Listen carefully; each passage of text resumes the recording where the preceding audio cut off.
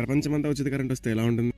4 సెంట్లతో అమెరికాకు పోయి ఎన్నో బిలియన్ డాలర్లు సంపాదించి మళ్ళీ పేదవాడిగా మిగిలిపోయిన వాడే నికోలా టెస్లా. ఆయన తన ఆవిష్కరణలతో ఎంతో మందిని ధనవంతులుగా మార్చాడు.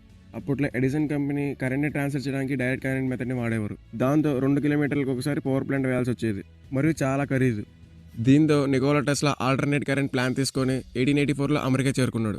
ఈ ఏసీ కరెంట్ గురించి ఎడిసన్తో చెప్పగా తనకి నష్టాలు వస్తాయని, ఏసీ కరెంట్ ఏమి వద్దు, నా డీసీ కరెంట్లో ఉన్న లోపాలు ఏదో చెక్ చేసి దాన్ని సాల్వ్ చేస్తే నీకు $50,000 ఇస్తా అని చెప్పాడు. దీంతో టెస్లా తనలో ఉన్న లోపాలన్నీ చెక్ చేసి దాన్ని సాల్వ్ చేశాడు. తీరా టెస్లా వెళ్ళి ఎడిసన్ని $50,000 గురించి అడిగితే మోసం చేశాడు. దీంతో టెస్లాకి ఎడిసన్ మీద ఉన్న గౌరవం మొత్తం పోయింది. దీంతో తన ఉద్యోగాన్ని వదిలేసి తన ప్లాన్ అయిన ఏసీ కరెంట్ గురించి స్టార్ట్ చేశాడు. దీంతో తన ప్లాన్ నచ్చి చాలామంది పెట్టుబడిదారులు పెట్టుబడి పెట్టడానికి ఇన్వెస్ట్ చేశారు. ఆ ఇన్వెస్ట్మెంట్ మనం ప్రస్తుతం వాడుతున్న ఏసీ కరెంట్ని తయారు చేశాడు.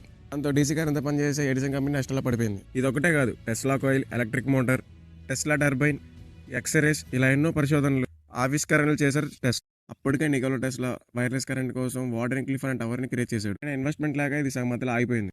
ఇదే కనుక పూర్తి అయ్యి ఉంటే ఈ పాటికే అందరికీ ఉచిత కరెంట్ వచ్చేది. ఇలాంటి ఇంట్రెస్టింగ్ విషయాల కోసం ఈ వీడియోని లైక్ చేయండి, సబ్స్క్రైబ్ చేసుకోండి.